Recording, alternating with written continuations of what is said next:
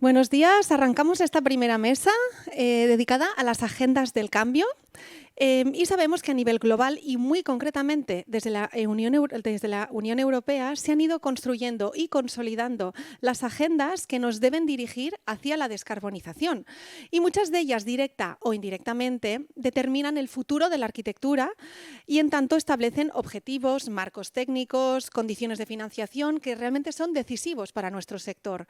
Por tanto, es necesario tener un cuadro razonado de qué son estas piezas, de cómo se articulan para entender la magnitud del reto hacia el cual nos estamos dirigiendo. Por lo tanto, este bloque lo que trata es de mostrar tanto la evolución, es decir, por qué hemos llegado hasta aquí, qué nos ha llevado hasta aquí, como cuáles son esas agendas, ya que afectarán directamente a nuestra actividad profesional y van a hacer que tengamos que entender cuál es ese futuro hacia el que nos dirigimos, qué hemos de tener en cuenta y cómo hemos de evolucionar en nuestra actividad teniendo todos estos aspectos en consideración. Por lo tanto, para iniciar este bloque con una evolución de cuáles son todas estas agendas globales, vamos a contar con Adalid Sayago, que es arquitecta y gestora ambiental, especialista en sostenibilidad y bioclimática. Es fundadora de Coarins, una plataforma de formación para arquitectos mexicanos y creadora del podcast Arquitectura Sostenible, donde busca dar difusión y educación en temas relacionados con la sostenibilidad en la construcción. Evidentemente, es miembro de la agrupación AUS del Colegio de Arquitectos de Cataluña. Bienvenida, Adalid. Gracias, Sonia. Hace unos días envié una encuesta a los miembros de AUS preguntando cuáles eran las características que debería de tener una buena arquitectura. Y podemos ver palabras como eficiencia energética, materiales sostenibles, economía circular, etc. Por cierto, gracias a todos los miembros de AUS por ayudarme con esta encuesta. Y bueno, viendo esta imagen es que me hace preguntarme en qué momento empezamos a hablar de todos ellos como si fueran conceptos de toda la vida.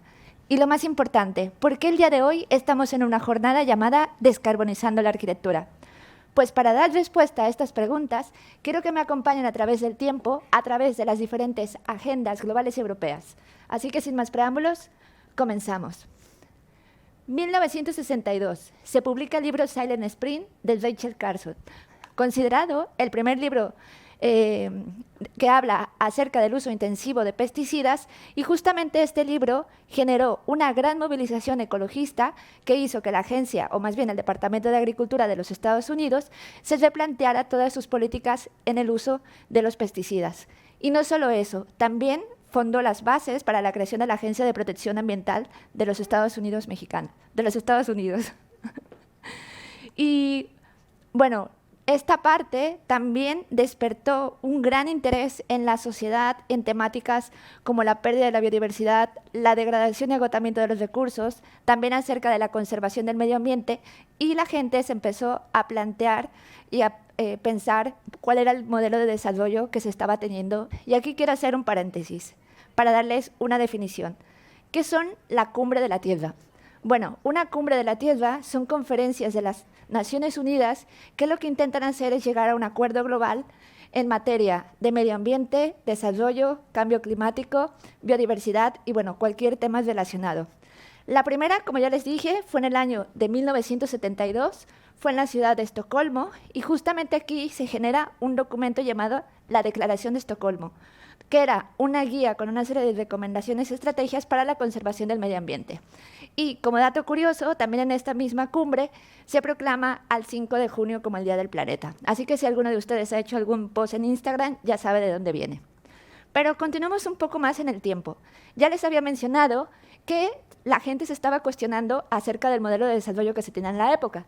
Entonces, llegamos a 1987, donde con esta imagen, tal vez algunos de aquí presentes pueden tener una idea de lo que les voy a hablar. Es de nuestro futuro común, donde por primera vez se da la definición de lo que es un desarrollo sostenible. Aquel que satisface las necesidades del presente sin comprometer la de las futuras generaciones. Así que a partir de este momento ya tenemos una misión global, lograr un desarrollo sostenible. Quiero que me acompañen ahora a 1988. No sé ustedes, pero en este momento yo creo que hay una gran cantidad de información. Lo mismo sucedía en esta época en todo lo relacionado a las cuestiones económicas, a las cuestiones que perjudicaban el cambio climático. Y es aquí que nace el Grupo Intergubernamental de Expertos del Cambio Climático para poder organizar toda esta información que teníamos en esa época. Este grupo ha hecho una serie de informes de evaluación para intentar pues, dar una solución a todo el tema del cambio climático, y quiero que se queden con las siglas IPCC, porque veremos que en varios puntos de la historia pues, estos van a tener una gran participación. Espero que no se hayan olvidado de la primera cumbre de la Tierra, porque hemos llegado a la segunda. 20 años más tarde de la primera, llegamos a 1992. Y en esta estamos, para mi punto de vista, la más importante, es la de Río de Janeiro, donde por una parte se publica la Agenda 21 y por otra se pone de manifiesto que hay 3 temas en los que deberíamos de poner especial interés: la pérdida de la biodiversidad, la desertificación y el cambio climático. ¿Y saben quién ha sido la institución que ha puesto las bases científicas para crear una cumbre para el tema del cambio climático? Pues justamente es el primer informe del IPCC. Y aquí es que le damos la bienvenida a esta parte de la historia, a las COPs. Y bueno, ¿qué son las COPs? Las COPs son las cumbres del clima donde se llega a un acuerdo global en todo el tema de disminución de las emisiones. En este momento se está celebrando la COP27. Eso significa que han habido 26 COP más. La primera fue en 1995 en la ciudad de Berlín y se han hecho año con año, menos en el 2020 por causa de la pandemia. Y bueno, ahora les voy a mostrar algunas de las más importantes. Vamos a la COP de 1997 y si les digo el nombre de dónde celebró, posiblemente pues van a tener una idea de lo que les voy a hablar. Se celebró en la ciudad de Kioto y como se pueden imaginar, pues aquí se llegó al acuerdo del protocolo de Kioto, donde gracias al segundo informe del IPCC, pues se llegó a un acuerdo general donde se tenía que disminuir el 5% de emisiones de 6 gases de efecto invernadero. Y bueno, digamos que este acuerdo no fue vigente hasta el año 2005. Pero no todo fue miel sobre hojuelas a pesar de que se tenía este protocolo de Kioto. En el año 2014 llega otra vez el IPCC, esta vez con su quinto informe de evaluación, a mencionar que hasta ahora lo que estábamos haciendo pues no era suficiente para combatir todo el tema del cambio climático. Y aquí tenemos dentro de su informe que menciona que en el 2007 era un 90%, es decir, era muy posible que todas las actividades humanas estuvieran ocasionando el cambio climático, y en el año 2014 que se hace este informe, pues mencionan que es extremadamente posible. Así que eso aumenta el nivel de certidumbre a un 95%. Todo esto es un llamado de atención, se tenía que hacer algo. Y justamente en el año 2015, en la COP21, es que se llega, por una parte, tenemos el Acuerdo de París, que lo que se busca es disminuir en las emisiones de gases de efecto invernadero con la finalidad de mantener la temperatura por debajo de 2 grados centígrados.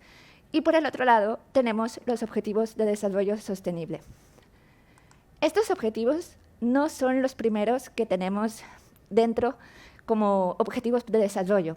Ya en el año 2000, no sé si alguien se acuerda qué estaba haciendo en el año 2000, pero lo que yo me acuerdo era que por una parte estábamos los que estábamos emocionados por el cambio de milenio y por el otro estaban los asustados.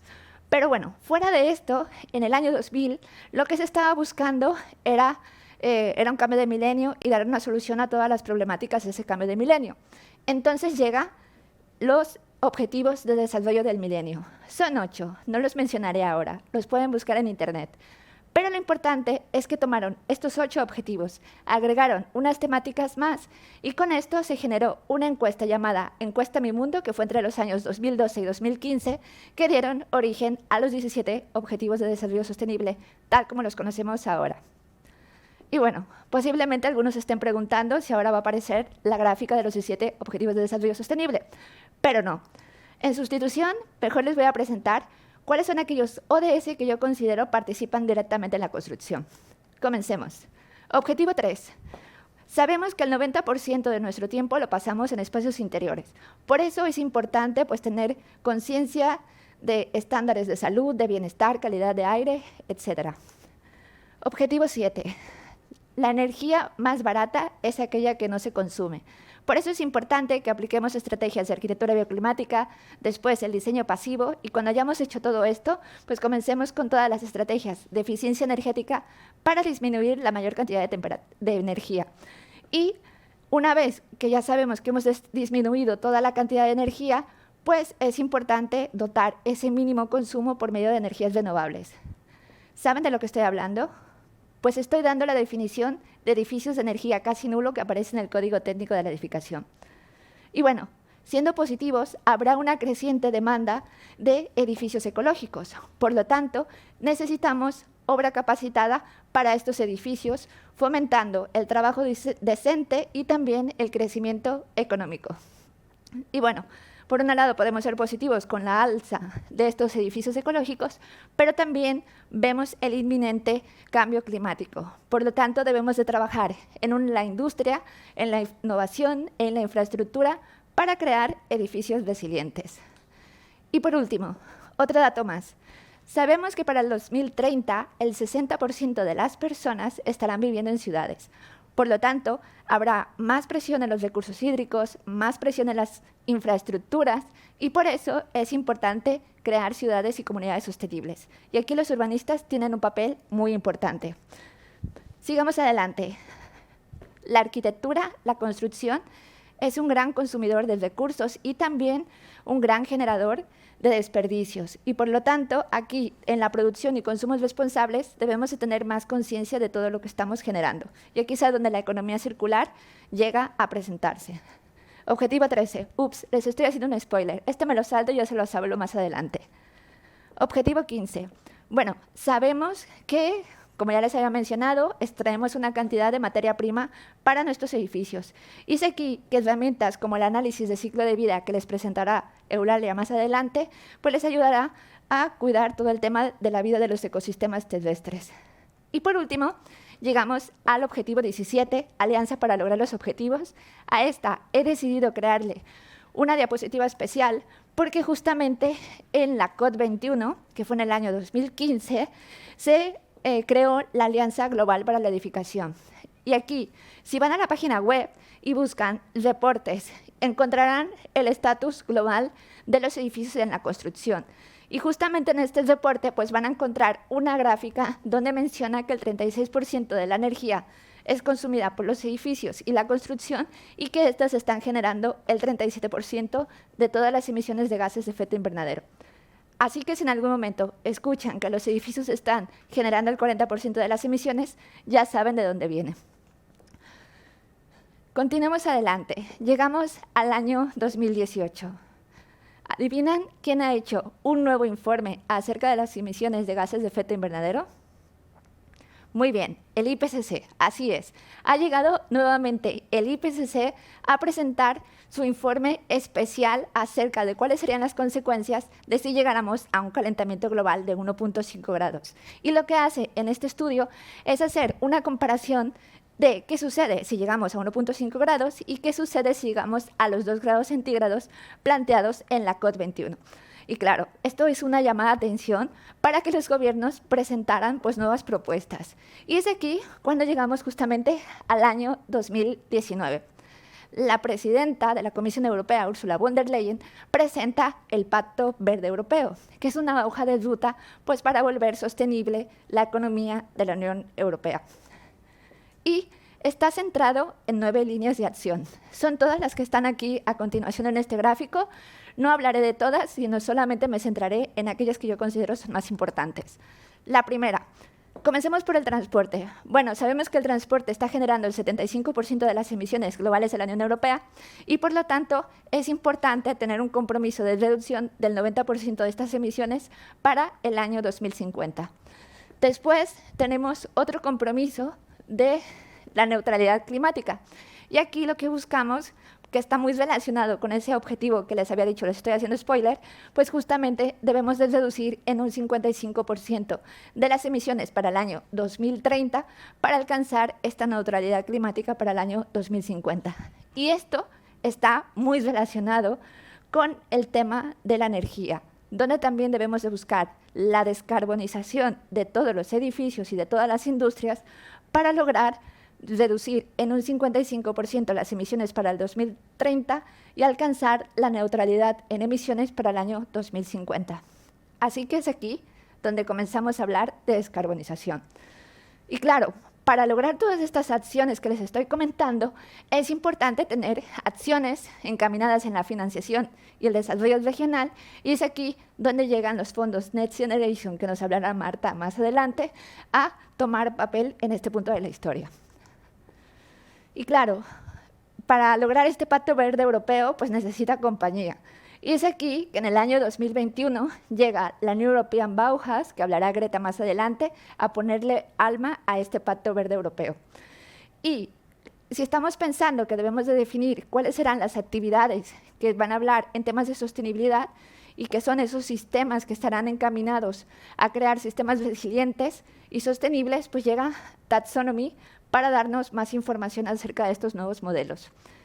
Y pensando que debemos de descarbonizar la edificación, pues llega también Levels, que es un marco de edificios sostenibles que nos van a dar una serie de recomendaciones que podemos seguir.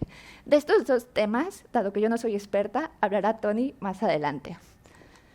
Y bueno, hasta ahora todo dicho en palabra es muy bonito, pero en el 2020 llega justamente la Ley Europea del Clima para volver vinculantes estos objetivos que hemos planteado en el Pacto Verde Europeo para que pues, se pueda ir trabajando más adelante con ellos.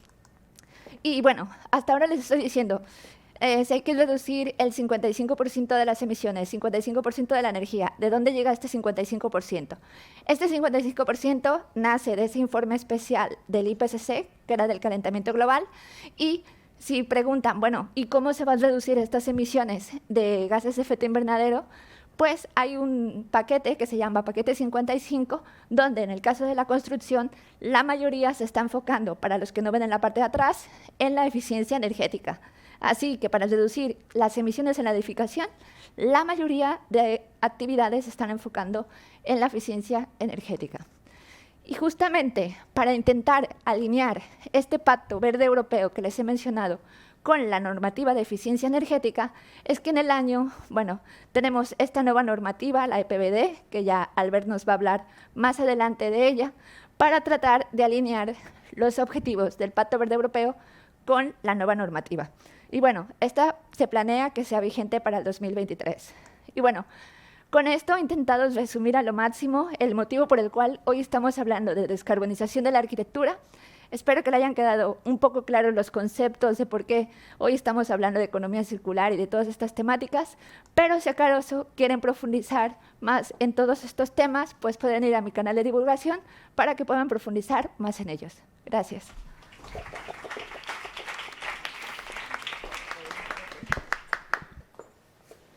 Muchas gracias, Adalid. Realmente es muy larga toda esta trayectoria de toma de conciencia y de asunción de compromiso. Llamo ahora a Toni Escudé, director de sostenibilidad de 01-ZAC. Toni es arquitecto especializado en salud, sostenibilidad en la y en construcción industrializada de edificios con estructura de madera desde hace más de 15 años, con larga experiencia. Y además actualmente es el director de salud y sostenibilidad de 011H, Sustainable Construction, y además vicepresidente de AUS. Nos va a presentar qué es la taxonomía europea y en qué consiste el sistema Levels, que son dos grandes herramientas que debemos conocer en este futuro inmediato. Gracias, Toni. Gracias, Sonia, por la presentación. Buenos días a todo el mundo. Yo siguiendo un poco la presentación de Adalid, y como habéis podido ver en el Pacto Verde Europeo, lo que voy a presentar un poco es estas dos herramientas, que es Taxonomía y Levels, que han surgido este enero del 2022 y que están empezando a poner en marcha como herramientas que ha desarrollado durante estos últimos años la Unión Europea para bajar todos estos acuerdos internacionales que nos ha comentado Adalid. Básicamente, las dos herramientas son dos instrumentos algo diferentes, como veréis posteriormente, pero que tienen el mismo objetivo, que es fomentar la sostenibilidad en la edificación y, sobre todo, que podamos hablar de la sostenibilidad con un mismo lenguaje y criterio en toda la Comunidad Europea. Empezaremos con el marco Levels. El marco Levels es un marco, sobre todo, importante, voluntario. De momento no es obligatorio. Seguramente será obligatorio en los próximos años. Se habla que quizá en 2023, sobre todo a nivel de edificación pública, este marco podría empezar a ser obligatorio trabajarlo. Y como he comentado anteriormente, sobre todo, lo que quiere Levels es estandarizar la sostenibilidad en la edificación. O sea, que todo el mundo, con unos objetivos y unos criterios comunes, podamos hablar y comparar peras con peras y no peras con manzanas. Como hemos dicho, y como también Adalid comentaba anteriormente, cuando hablamos de sostenibilidad, lo que es muy importante siempre es que hablemos de la sostenibilidad en todo el ciclo de vida del edificio, no simplemente en una parte de este ciclo de vida, y como veréis en Levels se hace mucho hincapié en este tema. Aquí tenéis los 6 principales objetivos del marco Levels. Como podéis ver, tienen mucho que ver con lo que nos explicó también Adalid. Emisiones de gases de efecto invernadero, el primer objetivo. Como segundo, tenemos la gestión de los recursos durante todo el ciclo de vida del edificio. El tercer macroobjetivo, los consumos de agua. En el cuarto tenemos la calidad del ambiente interior, hablamos de salud.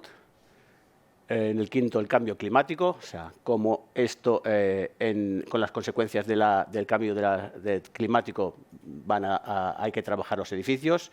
Y por último, también muy importante, el coste y el valor de esta sostenibilidad que vamos a aplicar en los edificios.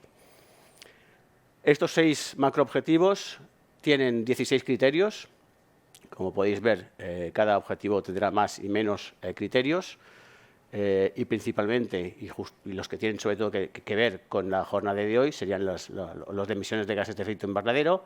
Aquí tenemos la energía primaria final de los edificios, el cómo atacamos desde el inicio de los proyectos y medimos la energía primaria que utilizamos en los edificios.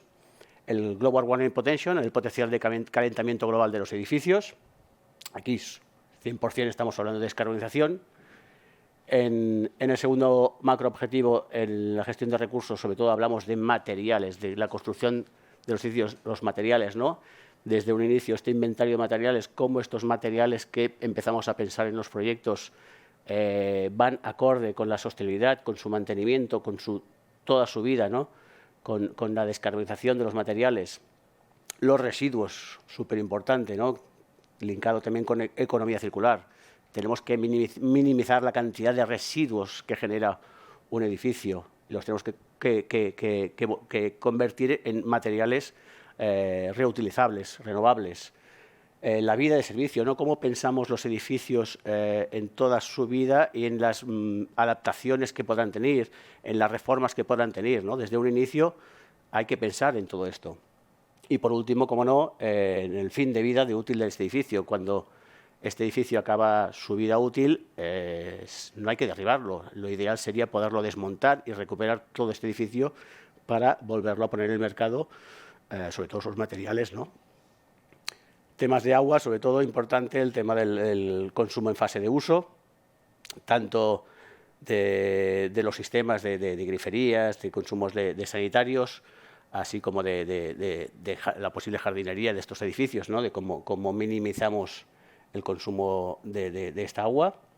La calidad del ambiente interior, comentábamos, temas de salud muy importantes, con 4 criterios, con la calidad de este aire interior, ¿no? Los compuestos orgánicos volátiles, los formaldehídos que están dentro de las viviendas, el confort térmico, cómo conseguir, sin utilizar el máximo de calefacción y refrigeración, que las personas estén dentro de un confort térmico dentro de las viviendas, confort lumínico artificial y natural, sobre todo, ¿no? Cómo proyectamos para que estas viviendas tengan luz natural sin necesitar luz artificial, y muy importante, protección contra el ruido. En cambio climático, ese confort térmico, tenemos que hacer escenarios con las temperaturas que nos vienen con el cambio climático, pues hay que trabajarlas y estudiarlas desde un principio los posibles riesgos de fenómenos meteorológicos que también nos provoca el cambio climático, ¿no? Cómo estamos diseñando estos edificios para enfrentarnos a estos temas que nos vienen, igual que el drenaje sostenible, ¿no? Cómo conseguimos que este agua de estas grandes tormentas que nos vienen la podemos trabajar correctamente. Y por último, analizar no solo el ciclo de vida del edificio, sino el coste de vida del edificio y cómo estos edificios sostenibles crean un valor o un posible riesgo, pues analizarlos desde el minuto cero de los edificios. Levels trabaja en tres niveles, por eso se llama Levels. El nivel 1 es conceptos cualitativos, sería la parte del anteproyecto y el proyecto básico. Como podéis ver, hay una X o una V. Esto quiere decir que tú, no tienes que atacar todos los objetivos ni los criterios. Tú puedes escoger cuáles trabajas desde un inicio y cuáles no. Igualmente en el nivel 2, ya estamos hablando más de un nivel cuantitativo. Aquí ya calculamos estos primeros conceptos que habíamos trabajado en el nivel 1 con simulaciones, con diferentes herramientas. Y como podéis ver aquí ya empezamos a ver cómo hay algunos criterios que ya no se trabaja al 100% de los objetivos, sino que una parte de ellos. Y por último, y no menos importante, todos estos edificios que trabajamos y entregamos, el día de mañana se usan y hay unos usuarios que lo harán mejor o peor, que hay que enseñarles a utilizar estos edificios y, por tanto, el seguimiento con una monitorización de los consumos, ya sea de agua, de calidad del aire o de energía, es muy importante para corregir posibles malos usos. Seguimos con taxonomía. Taxonomía, a diferencia de Levels, que es como habéis visto, es un marco que es voluntario. Estamos hablando de un reglamento. Es un reglamento que ha diseñado la Unión Europea, que es para clasificar las actividades económicas que se consideren como sostenibles. ¿Y esto por qué? Porque, como sabéis, se está facilitando una transición económica hacia una economía de inversiones sostenibles y, sobre todo, que hay que vigilar, ¿no? Ahora está muy de moda hablar de sostenibilidad, todo el mundo es verde, pero hay que controlar el greenwashing, ¿no? Estas empresas que, por las razones que sean, están vendiendo una sostenibilidad que está cogida con pinzas. Como podéis ver, también tiene 6 objetivos y lo veréis posteriormente, muy parecidos a los del marco Levels. Mitigación del cambio climático, la adaptación del cambio climático, recursos hídricos, economía circular, contaminación y ecosistemas. Y aquí están claritos los 4 últimos por una razón, porque este 2022, sobre todo en contribución sustancial, me he olvidado de explicaros, en taxonomía, para que tu actividad se considere sostenible, tiene que sí o sí hacer una contribución sustancial a uno de estos 6, como mínimo, o uno de estos 6 macroobjetivos. Entonces, lo que os comentaba, estos 4 últimos darán a luz durante el 2023. El 2022 todavía no han salido. Lo que sí, que para mantener esta actividad sostenible no hay que hacer daño significativo a ninguno de estos 6 objetivos. Eso sí que es obligatorio. Y, por último, dos temas también obligatorios. Uno, que este edificio no puede estar destinado a la extracción, el almacenamiento, producción o transporte de combustibles fósiles, sino, aunque cumplas la contribución sustancial o el daño significativo, no podría considerarse una actividad sostenible. Y también este 2023 aparecerán los criterios de las garantías sociales mínimas de los trabajadores. No solo vale hacer edificios sostenibles, sino que a nivel de empresa también tienes que trabajar desde el punto de sostenibilidad. Aquí, no sé si habéis oído hablar, también aparece el concepto de los ASG, ambiental, social y gobernanza, que también va a empezar a coger mucha fuerza estos próximos años.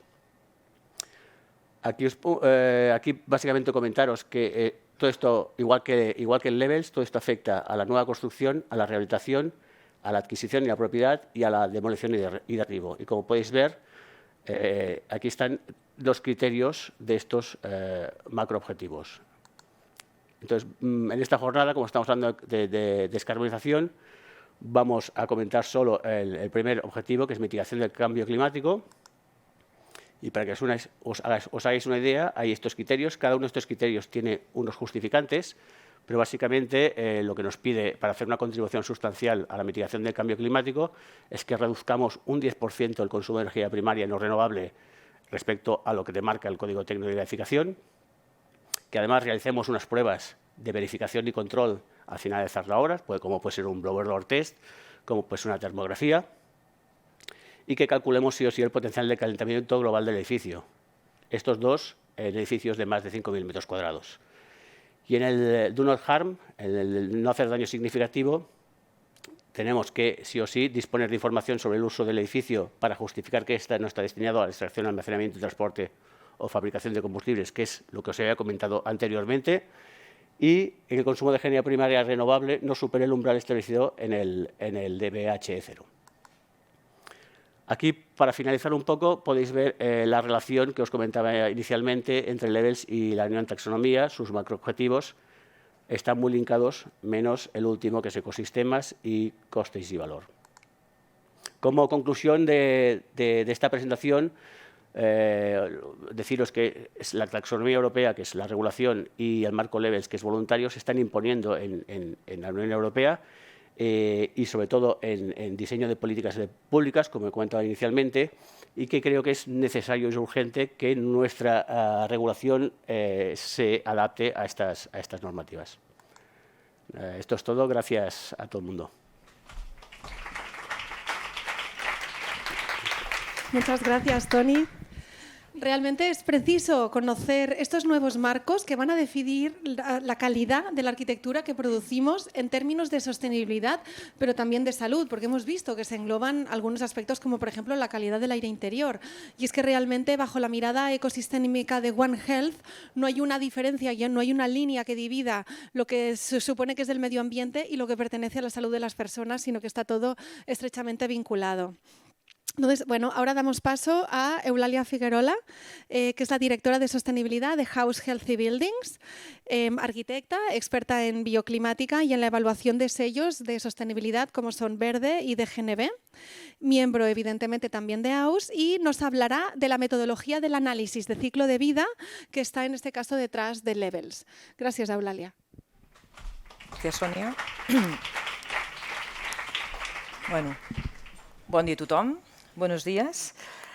Después de estas primeras presentaciones, a mí me toca hablar de ACV, ACCV y EC para reducir el carbono de nuestros edificios. Es un tema muy fácil, pero dejadme aclarar unos conceptos. ACV, análisis de ciclo de vida. ACCV, análisis de ciclo de coste de vida. Y EC, economía circular. Y finalmente, carbono de ciclo de vida, emisiones de gases invernadero, asociadas a la energía consumida durante todas las fases del ciclo de vida del edificio. Abarcan tanto el carbono embebido, otra palabra nueva, como el carbono operativo, también referido como carbono total. Ya se ha dicho por activa y por pasiva que las emisiones de dióxido de carbono responsables del cambio climático suponen uno de los impactos más importantes del sector de la construcción. Depende de dónde sacamos las dadas, la edificación es el responsable del 25,1% de las emisiones de estos gases de efecto invernadero y a nivel estatal y a nivel europeo suponen el 36% de las emisiones totales. Bien, la pregunta que nos deberíamos hacer cada vez que cogemos un proyecto en nuestro día a día de la edificación es preguntarnos ¿qué estrategia debo seguir para reducir al máximo el carbono de mi edificio? La mayoría de nuestros casos, al enfrentarnos a un proyecto, solo acertamos a balbucear. ¿Carbono? ¿Qué carbono? ¿Pero dónde tengo yo este carbono que debo reducir? En la emisión de emisiones de gas en fase de uso es el carbono operativo. Os leo textualmente. Carbono operativo. Emisiones de GEI asociadas a la energía consumida durante la fase de uso del edificio para mantener las condiciones de habitabilidad en su interior. A ver, todos somos conscientes de que cada aparato que tenemos en casa que depende de una fuente energética necesita de unos recursos o de una energía para funcionar. Y esta energía se mide mediante una etiqueta que nos señala de forma clara y concreta, mediante letras y colores, lo más o menos eficiente que es este aparato. pues los arquitectos, medimos la energía de nuestros edificios en la fase de uso y sus emisiones de GI asociadas, evidentemente, mediante el CEE. O dicho de otra forma, el certificado de eficiencia energética, que nos muestra de forma clara y sencilla, a través de una serie de colores y de letras, lo más o menos eficiente que es nuestro edificio. Más adelante, Albert profundizará en las directivas que regulan esta CEE o esta etiqueta de eficiencia energética. Hasta aquí, pues, nada nuevo. Ya sabemos calcular las emisiones o el carbono en fase de uso de nuestros edificios. Pero, ¿el carbono embebido? ¿Sabéis decirme cuántas emisiones de GI emite esta botella en su fase de producción? ¿Y esta? ¿Y esta? Bueno, la respuesta es depende. Depende de las materias primas que necesiten y de su proceso de extracción. Depende de la energía que necesite para su fabricación y depende también del material despreciado y de los residuos generados.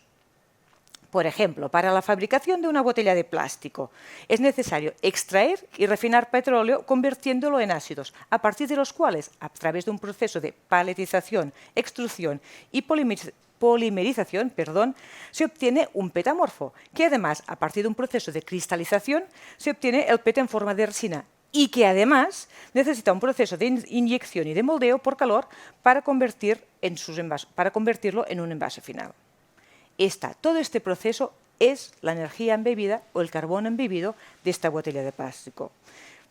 Es decir, el carbono embebido inicial asociado a la fase de producción de un producto. Pero esto no se acaba aquí. Aparte de la fase de uso y de la fase de producto o de producción, tenemos otras fases a tener en cuenta. La fase de transporte, la fase de mantenibilidad, reparabilidad o finalmente de desecho. El análisis de ciclo de vida, pues, es importante, ya que es una metodología que permite calcular los impactos que genera un producto, en nuestro caso será un edificio, durante todas las etapas de su existencia.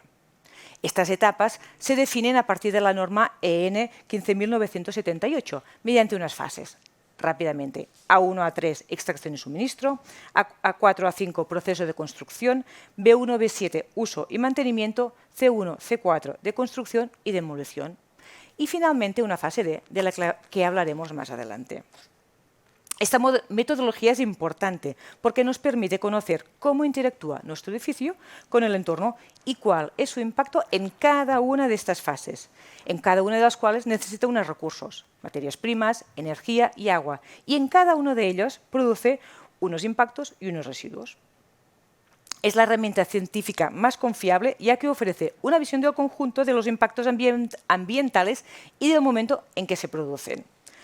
Por ejemplo, un edificio que necesita de muy poco material para construirse, pero que para llegar a sus niveles de confort y habitabilidad necesita de mucha energía en su fase de uso.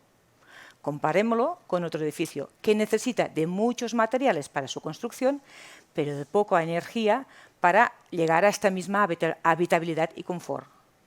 ¿Cuál de los dos tiene menor impacto? Necesitamos calcular cada una de las fases para conocer el resultado final. Y además, si en cada etapa de este ciclo de vida le asociamos unos costes, lo que preguntar, si por ejemplo vamos a comprar o a alquilar un piso, ¿cuáles son los costes que debemos conocer? ¿Es solamente el coste de construcción? ¿O necesitamos más conocimiento de las otras fases del ciclo de vida? Paremos un momento. Hasta aquí hemos hablado del carbono y las emisiones de gases de efecto invernadero que son responsables del cambio climático. Pero no podemos olvidar que, aunque en estos momentos nos centramos en el dióxido de carbono, los GEI o los gases de efecto invernadero también incluyen otros gases, vapor de agua, metano, óxido nitroso, ozono y los clorofluorocarbonos. Y que además del cambio climático, la edificación produce otros impactos sobre el medio ambiente y los ecosistemas. Estamos hablando de cambios en la biodiversidad, agotamiento de agua potable, agotamiento de recursos minerales, agotamiento de energía no renovable o generación de residuos. Todos ellos afectan directamente a los nuevos límites planetarios definidos en el año 2009 por un grupo de científicos liderados por Johan Rockström. Bien, si no sabíais por qué servía Levels, aquí nos ayuda a poner orden en todo este galimatíos en que os estoy metiendo. Cuando hemos estado hablando del ciclo de vida, hemos supuesto una linealidad en el proceso. Extraemos, fabricamos, usamos y derruimos. Estamos refiriéndonos a un sistema económico lineal actual, que se basa en las prácticas empresariales herederas de la revolución industrial, bajo el supuesto importante de que habrá una oferta constante y económicamente viable de recursos naturales para todos. Pero esto no es así. Esta gráfica nos indica la importancia económica de las materias primas y su riesgo de suministro. Cuanto más a la derecha, más importancia económica. Cuanto más arriba, más riesgo de suministro. Algunas materias primas críticas utilizadas en la construcción son, por ejemplo, el antimonio, la baurita, o el caucho natural, que ya están en el ranking de las más importantes y de las que tienen más riesgo de agotamiento. Por tanto, esta oferta constante de recursos naturales tiene los días contados.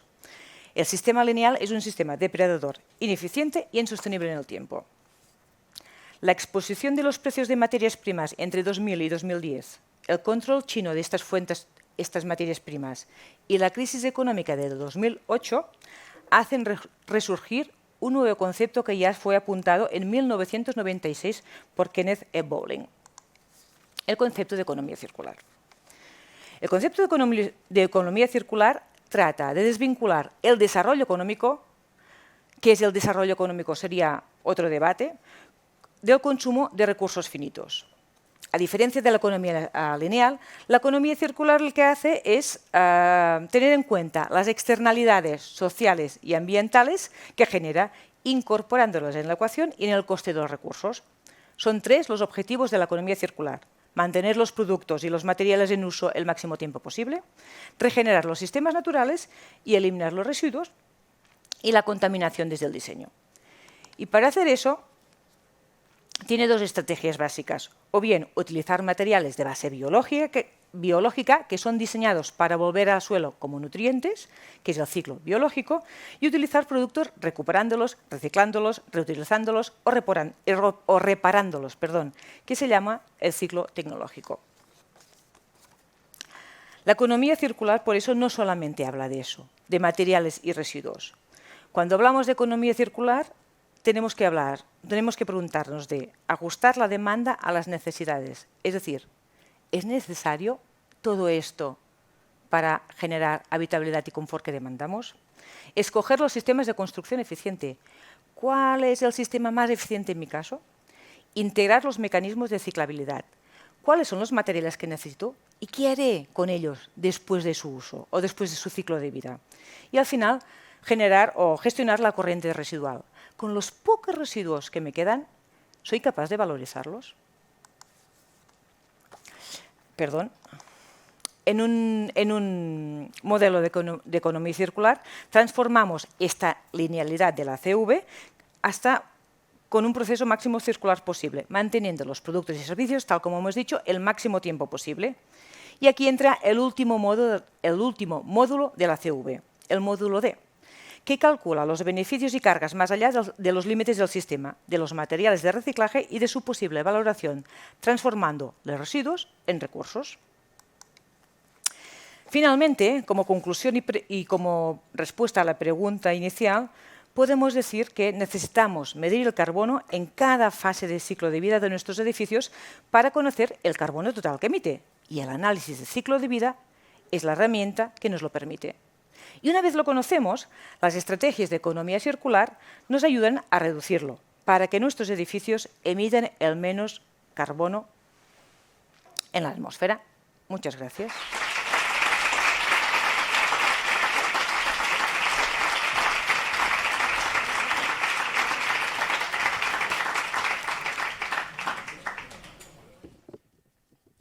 Muchas gracias, Eulalia. Realmente el análisis de ciclo de vida es la herramienta que nos permite cuantificar todos aquellos impactos que genera la arquitectura y con esta información podemos conocerlos y reducirlos.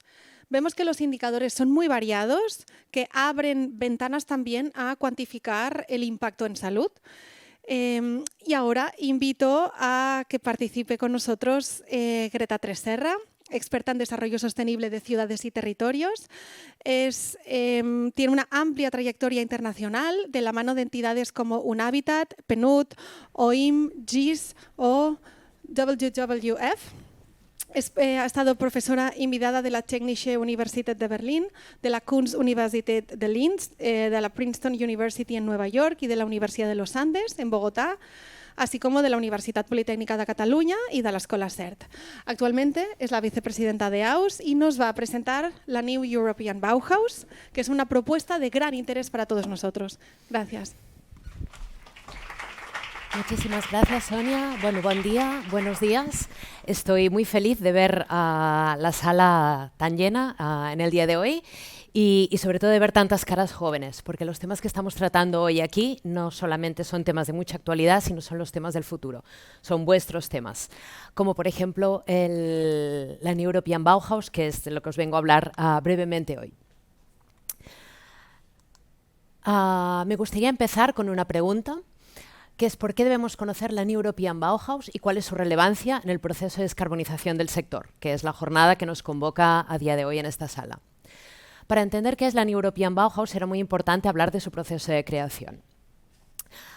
El primer momento es en el discurso anual del Estado de la Nación que dio la presidenta de la Comisión Europea, Ursula von der Leyen, en septiembre de 2020, donde puso sobre la mesa cuáles son los grandes retos que desde Europa y el resto del mundo nos estamos enfrentando. Para empezar, el calentamiento global, con la consecuente crisis climática, la crisis energética, la aceleración en el proceso de urbanización. No olvidemos que el 70% de las emisiones de gases de efecto invernadero actualmente se producen en ciudades, y la crisis ocasionada por la pandemia del COVID-19. ¿Cómo vamos a dar respuesta a todos estos retos, principalmente desde Europa? Pues bajo el paraguas del Pacto Verde Europeo, el European Green Deal, que se puso en funcionamiento en diciembre del 2019 y que ha puesto a movilizar una batería de soluciones sin precedentes, de recursos económicos, de estrategias, de planes, de expertos y de acciones concretas, muy enfocados a tres retos. La primera, ser un continente neutro en carbono a 2050. Segundo, el crecimiento económico desvinculado del uso de recursos. Y por último, no dejar a nadie en ningún territorio atrás. Y para cumplir estos tres grandes objetivos, ahí nos lanza un concepto que es la nueva Bauhaus europea. La presidenta la describe como el alma del Pacto Verde Europeo y va a decir el cómo tenemos que llevar a cabo la resolución de estas problemáticas. Entonces, la Bauhaus va a decirnos la manera cómo tenemos que resolver. Y esto claramente su nombre está apelando al movimiento de la Bauhaus, iniciado el siglo pasado, también en la década de los 20, en un momento que, como a día de hoy, tenemos pues, una situación convulsa, de mucho movimiento, muchos retos, y donde todo un grupo de no solamente arquitectos, sino también artistas y personas del mundo creativo, se pusieron a trabajar manos en la masa, es decir, haciendo, creando y definiendo conceptos a medida que se iban probando y experimentando de manera muy innovadora y también de economía de recursos. Y esta nueva versión de la nueva Bauhaus europea se sustenta bajo tres criterios.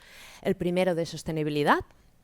Segundo, la inclusión de manera social. Y el tercero es la estética, la belleza.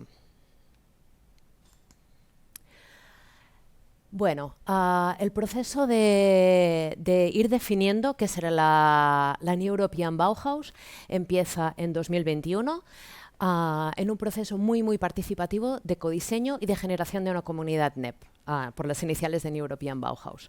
Se empieza montando una red de partners que va a aglutinar principalmente a las organizaciones sin ánimo de lucro, es decir, fundaciones, asociaciones, universidades, y de una manera absolutamente transescalar, desde la escala ya no solamente europea, sino también internacional, pasando por la regional y bajando hasta lo local. Y por otro lado se va a tejer toda una red de amigos que aglutina principalmente las administraciones públicas y el sector privado. Estas dos redes empiezan a encontrarse y a debatir en una serie de espacios, tanto online como offline. Recordemos que por entonces todavía la pandemia nos obligaba a tener muchas restricciones de presencialidad. Entonces el tema de las plataformas colaborativas digitales tienen mucha importancia.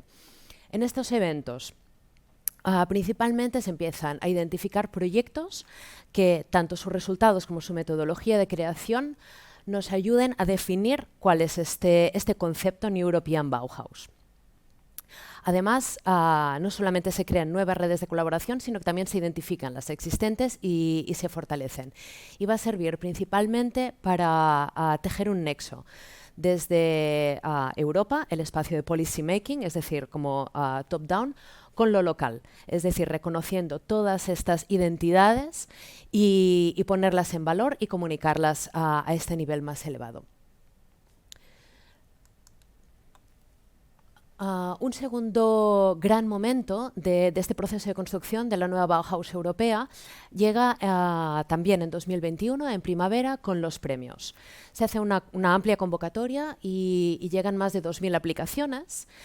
Y van a salir 20 premiados en 10 categorías. Estas categorías también son unos ejes que van ayudando a materializar y a generar una imagen sobre el concepto NEP.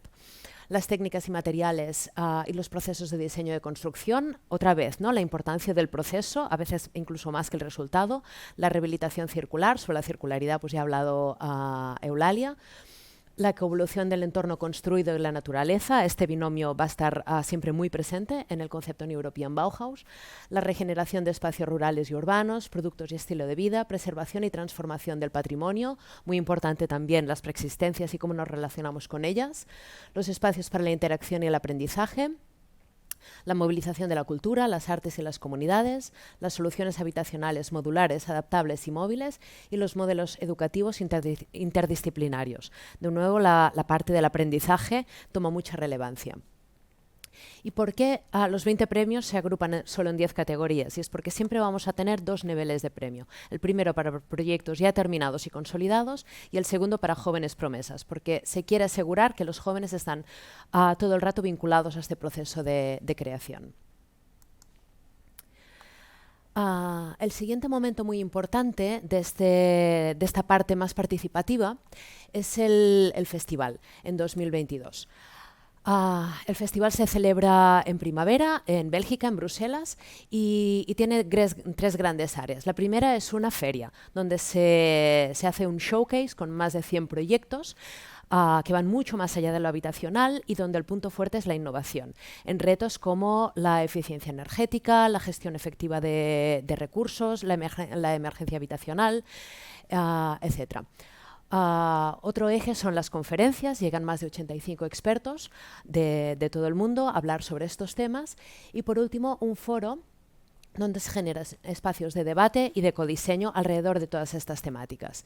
Y en este mismo festival es donde vamos a tener la entrega de premios, al igual que la edición anterior que os acabo de explicar, pero en este caso son unos proyectos pilotos ya con una asignación presupuestal concreta y alrededor de estos 4 ejes. Reconectando con la naturaleza, vuelve a salir el tema del entorno construido y el entorno natural, recuperando el sentido de la pertenencia, priorizando los sitios y las personas que más lo necesitan, de nuevo hablamos de lo social, de la inclusión, y construyendo un ecosistema para la industria circular. De nuevo, la circularidad. Hasta aquí como los principales hitos del proceso participativo, es decir, como bottom-up de construcción del movimiento New European Bauhaus. Y en paralelo se va trabajando la metodología top-down, es decir, desde Europa se organiza un grupo de 18 expertos seleccionados por la misma presidenta de la Comisión, Ursula von der Leyen, que son perfiles muy diversos e interdisciplinares. Tenemos desde arquitectos de renombre como Bjarke Ingels o Shigeru Ban, hasta urbanistas, expertos en tecnología y digitalización, profesores de universidad y artistas de varios ámbitos. Este grupo de expertos se les denomina la Mesa Redonda de Alto Nivel y durante 6 meses, desde enero hasta junio del 2021, están reflexionando sobre cómo tenemos que materializar este movimiento. siempre en diálogo con las diferentes dependencias de la Comisión Europea, y estas reflexiones se plasman en un documento que se basa en 3 ejes principales. El primero es el alcance, donde se habla de un concepto transescalar, yendo desde la escala individual a la comunitaria, a la ecosistémica y terminando en la planetaria, siempre en una relación bidireccional, de arriba abajo y de abajo arriba. Segundo, define que el ámbito prioritario será mucho más allá del antropocéntrico, para diseñar y construir nuestro entorno estableciendo relaciones sanas y equilibradas con el planeta. Y por último, hablando de su naturaleza, radicalmente inclusiva y enfatizando la confianza, la cohesión y la proximidad. Esto se plasma en este documento de 25 páginas, que os recomiendo muchísimo su lectura, es muy interesante, que podríamos resumir en estas 6 propuestas muy concretas ya de áreas de trabajo. La creación de sinergias entre entorno natural y construido, del que ya hemos hablado en el otro nivel de construcción. El diseñar para la justicia social y territorial como impulso de la transición a una sociedad neutra en carbono, mejorar la capacidad de adaptación de las comunidades a partir de una economía basada en la pertenencia, no en el crecimiento. La innovación y el learn by doing serán claves en los nuevos modelos educativos, el aplicar tecnologías de vanguardia a la vez que recuperar conocimientos tradicionales y producción local. Y por último, integrar la innovación bottom-up siempre a la par que elaboramos las políticas top-down. Y por último, otro momento muy importante será en septiembre de este año, en el informe adaptado por el Parlamento Europeo, y donde nuestro querido diputado Marco Ros, con el que, por cierto, es un placer trabajar, ha sido ponente. Este es un informe que parte de una gran parte de las agendas globales, que Dalit nos ha explicado muy bien, inicialmente de la Agenda 2030, con sus 17 ODS, pero priorizando el Objetivo de Desarrollo Sostenible 4, la educación de calidad, el 11, las ciudades y territorios sostenibles, y el 13, la acción climática. También los ya por todos conocidos Acuerdos de París, la Ola de Renovación y la Declaración de Davos.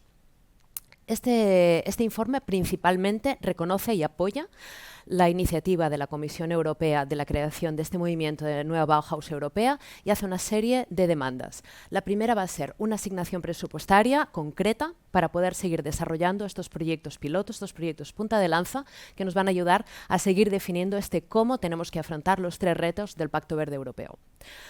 La segunda demanda que hace a la Comisión es la creación de una etiqueta New European Bauhaus, como un sello de calidad, que nos ayude a 2 escalas. La primera, a los organismos oficiales, para poder definir mucho mejor qué proyectos son European Bauhaus y cuáles no, y poder priorizar la asignación de presupuesto europeo, de recursos europeos. Y segundo, para ser un incentivo al ámbito privado.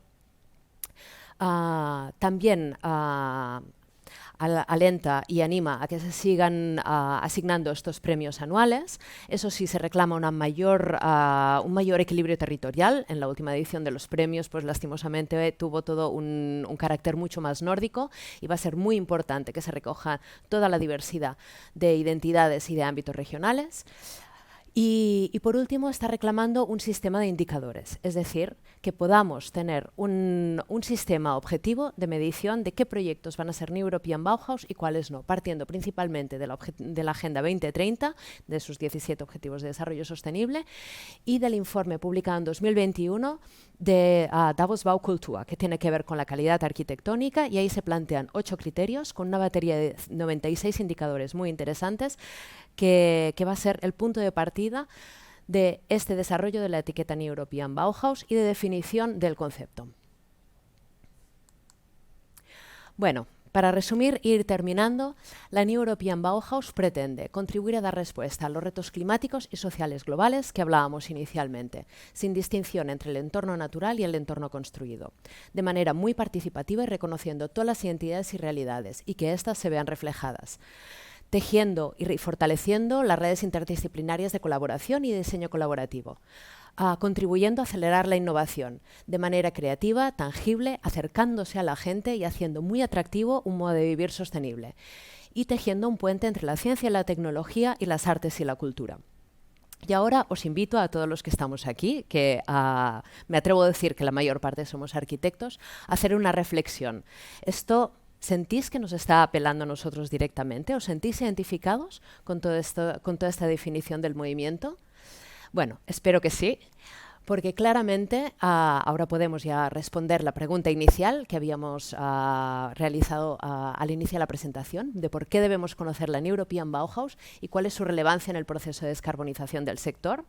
Estamos de acuerdo que nos pone a las arquitectas y a los arquitectos en el centro de este cambio de paradigma, que además va mucho más allá de la descarbonización.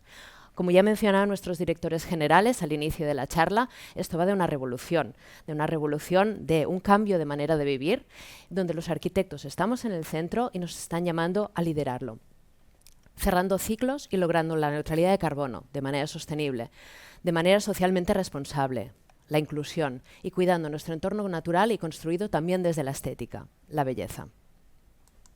Muchísimas gracias. Muchas gracias, Greta. Realmente la New European Bauhaus nos reclama a las arquitectas y a los arquitectos y nos pone en el centro de transformación del medio construido. Así que tenemos realmente una grandísima responsabilidad y hemos de saber integrarla más allá, como ya decía Greta, del concepto de descarbonización y realmente pensando que también las personas forman parte de este proceso y tenemos que tener en cuenta pues, todos estos criterios de salud que hemos comentado.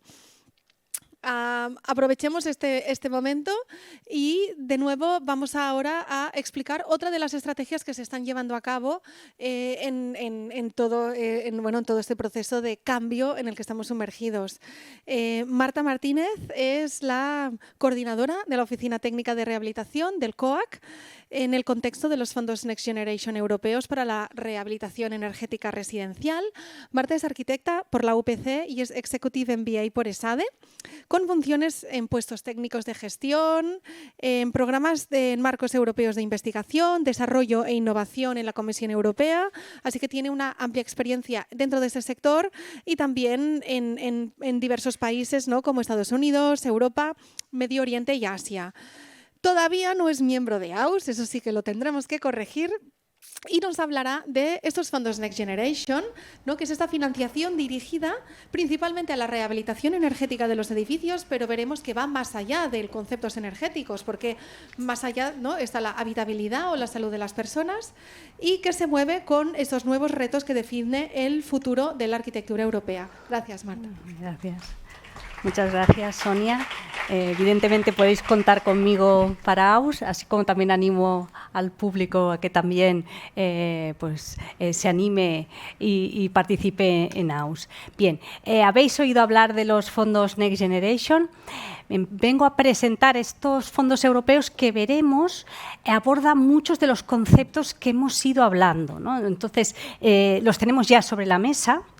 Y vienen a ser unas estrategias, unas herramientas que ya nos obligan a día de hoy a ir implementando aspectos de los que mis compañeros han ido hablando.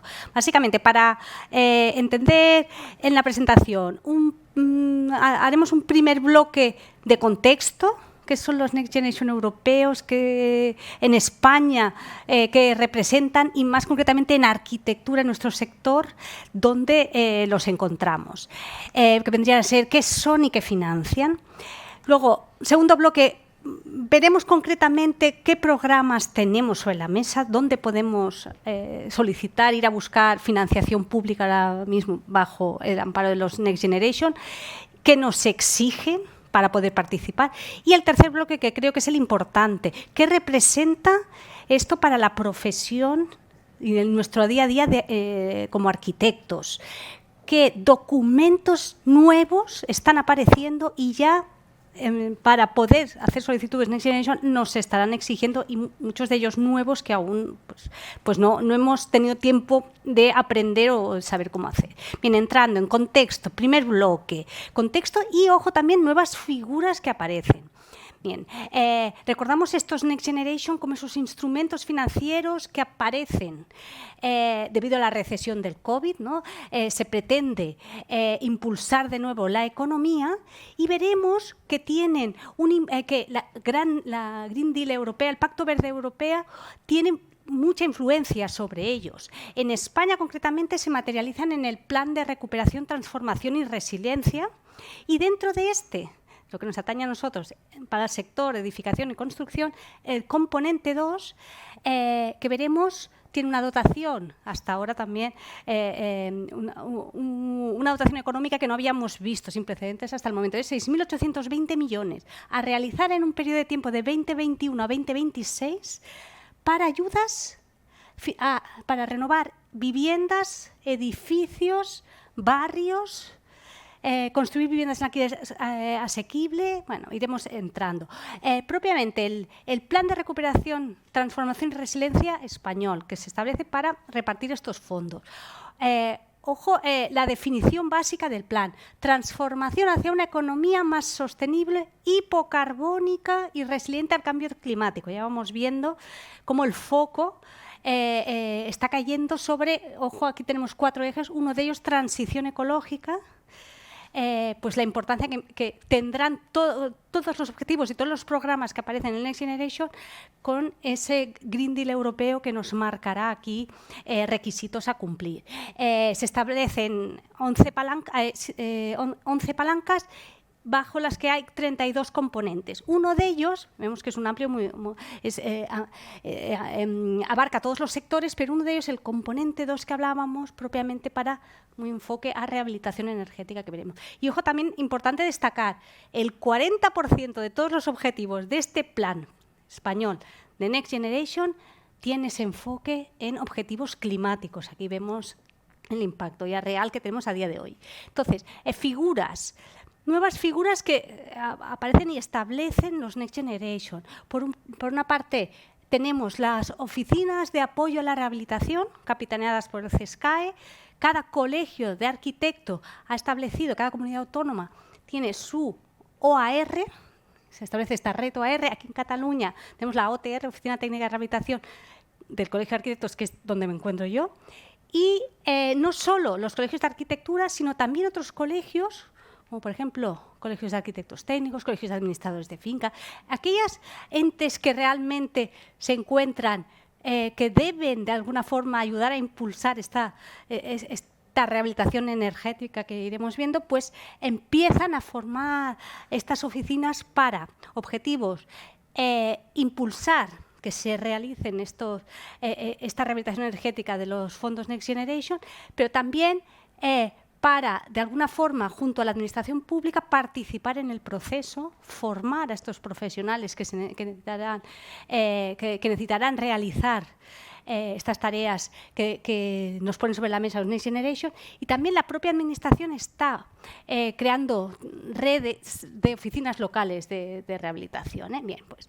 Y segunda figura, también a destacar, que la vemos que aparece, que empieza a aparecer, y quiero pensar para quedarse, en el Real Decreto 583/2021 de los Next Generation, se habla por primera vez de este agente rehabilitador como aquel profesional que englobe todo el proceso a tener en cuenta, desde no solo las propias tareas que haríamos de arquitectura, ¿no?, de rehabilitación, de tomar la gestión de las obras, sino también esa parte de cómo consigo financiación para estas comunidades de propietarios que tienen que hacer frente a este gran reto económico que les supone de poner al día sus edificios, cómo aparte busco financiación pública o privado y hago este seguimiento global. Bien, pues esta figura nueva,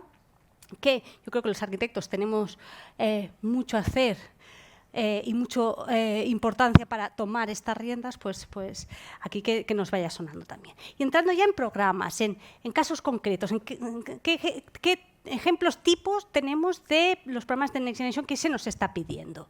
Bien, pues como os hablábamos de esa componente 2, saber que dentro de la componente 2 hay 6 reformas, 6 inversiones.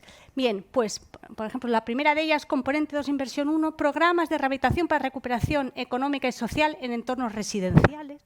No los leeremos todos, pero el resto, si veis, en negrita ya he querido destacar, todos ellos nos van hablando de edificios energéticamente eficientes, rehabilitación energética de edificios, rehabilitación de edificios públicos, privados, del tipo que sea. O sea, ya vemos que estamos hablando de que la subvención pública de los Next Generation van enfocados a esa rehabilitación energética. Cogemos el primero de ellos como ejemplo tipo, Real Decreto 853/2021, que nos establece 6 programas desde nivel barrios, a nivel edificio, oficinas de rehabilitación, que acabamos de hablar de estas figuras, donde también se engloba esa figura del agente rehabilitador, programas de viviendas, de proyectos de rehabilitación, también tienen su subvención, ahora veremos, ¿no? Bien, entonces, básicamente, si queremos optar a uno de estos programas, ¿qué se nos está pidiendo? Pues, por ejemplo, si vamos al programa 3 edificios, si mi comunidad de propietarios quiere hacer esta rehabilitación global, que al final se habla de una visión global de mejora de este edificio, pero ojo, ¿qué se nos va a exigir? Se nos va a exigir criterios de eficiencia energética. Si recordáis a Dalit al principio, nos explicaba cómo para descarbonizar el sector edificación, el peso y la gran parte, el peso importante debía recaer en la parte de eficiencia energética. Pues aquí vemos cómo lo que se nos va a exigir va a ser esas reducciones de consumo, reducciones de demanda, de energía primaria no renovable. En el caso de edificios, mínimo reducir un 30% de consumo de energía primaria no renovable. Según zona climática, también reducir un 25-35% de demanda anual global de calefacción y refrigeración, etc. Si fuéramos a otro programa 4 viviendas desde mi piso, voy a hacer alguna mejora, quiero mejorar el lugar donde vivo, pues también tenemos unos requisitos a cumplir que también tienen esa componente energética.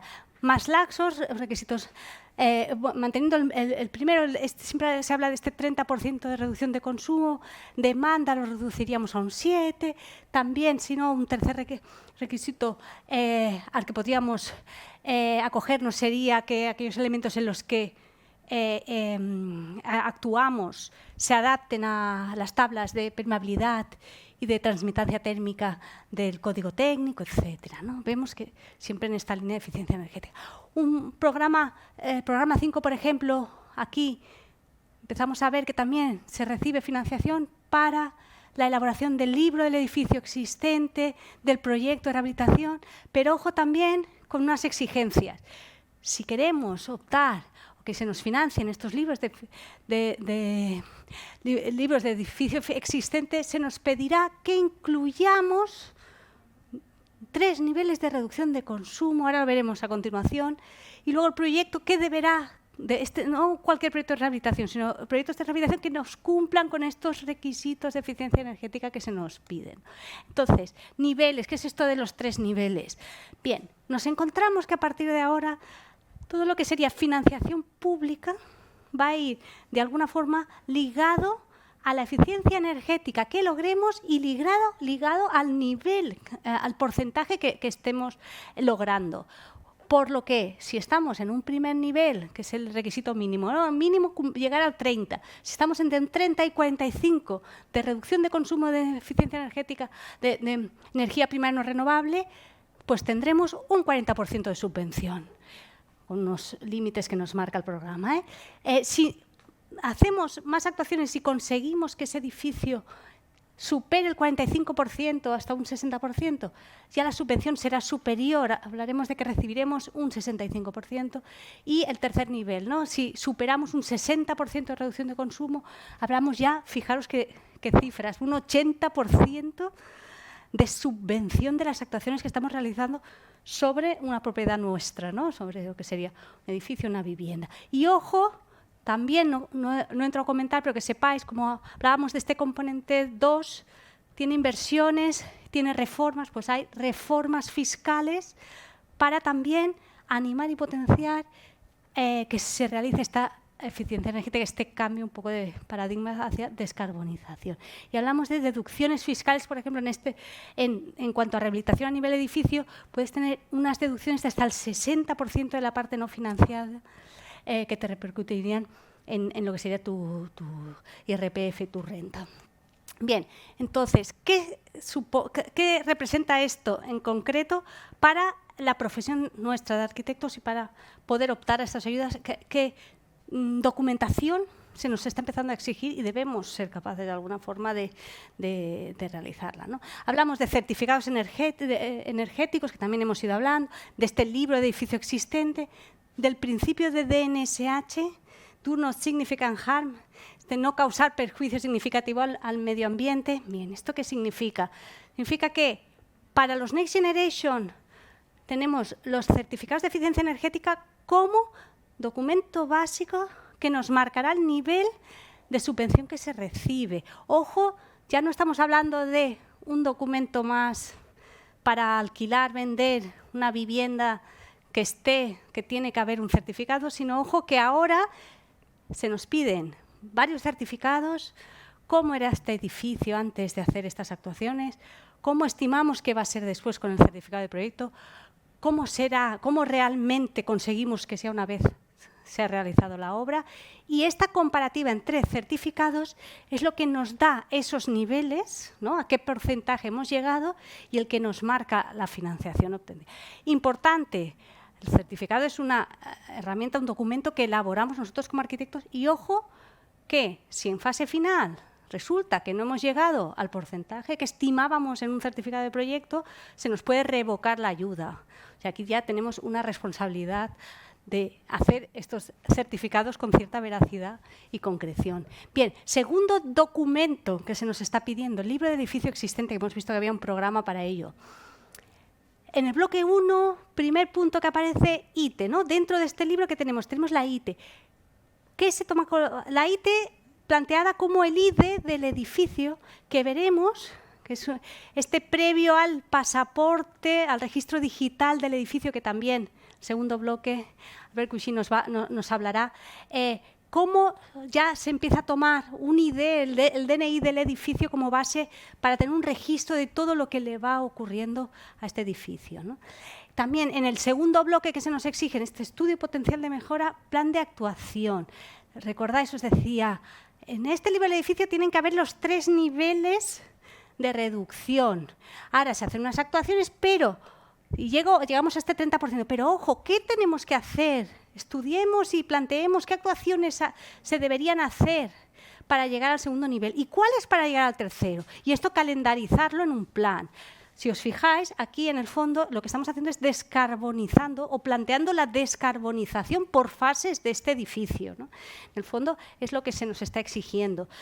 Quizá en esta primera actuación no llegamos, en una segunda pasaremos a otro nivel, ¿no? Y cuando va la comunidad a ser capaz, tiene que empezar a hacer esa provisión de fondos o cómo ir consiguiendo, pues en esta línea, ¿no? De ya plantear que el objetivo es descarbonizar este edificio sobre el que trabajamos.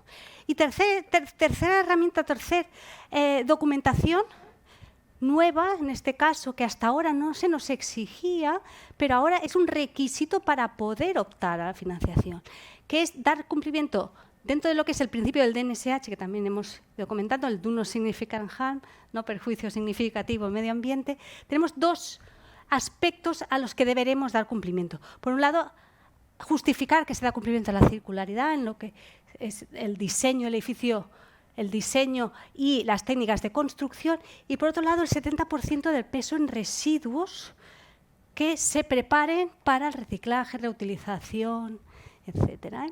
Y deberíamos, sobre todo esto enfocado a la transición hacia esta economía circular.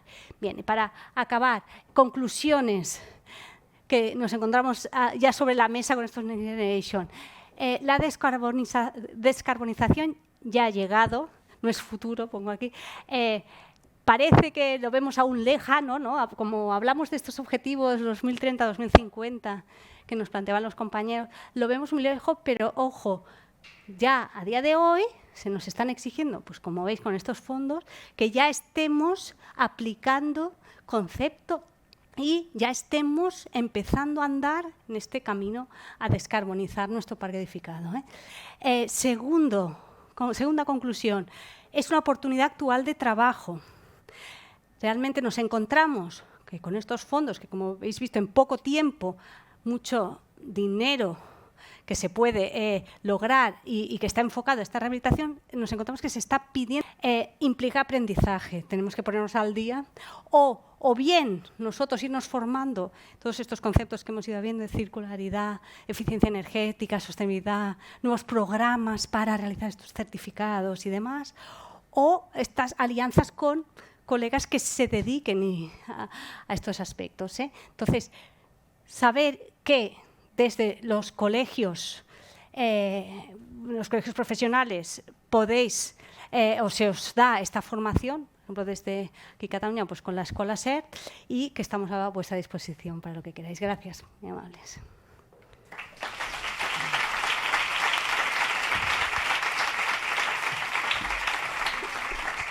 Perdón, muchas gracias, Marta. Vemos precisamente, ¿no?, que esos marcos que nos comentaban antes Toni y Eulalia ya condicionan la financiación de la rehabilitación en Europa y forman parte de nuestro presente. Así que no son herramientas futuras, sino son herramientas que ya están aquí. Ahora invito a que participe con nosotros Albert Cuchí, que es arquitecta per l'ECHAP, y es profesor de tecnología de la Escuela de Arquitectura del Vallès de la UPC. Ha sido miembro del Grupo de Trabajo por la Rehabilitación GTR, que ha producido diversos informes sobre la necesidad y la viabilidad de la rehabilitación energética de los edificios en España, y actualmente es el presidente de la agrupación AUS y nos va a hablar de la Directiva de Eficiencia Energética de Edificios EPBD.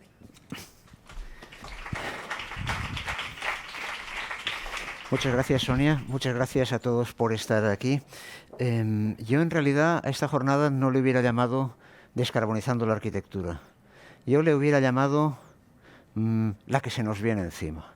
La que se nos viene encima porque, de todas las cosas que nos han venido explicando hasta ahora, en realidad lo que se nos hace es un panorama tremendamente revolucionario de lo que es nuestro ejercicio profesional y nuestras responsabilidades, en realidad, sociales, de la responsabilidad de la arquitectura frente a esos retos que nos han planteado Adalid y que luego hemos visto uno a uno cómo se van desagregando, ¿no? Y da un poco de miedo ver que de muchas de las cosas que nos han hablado, igual hoy ha sido la primera noticia.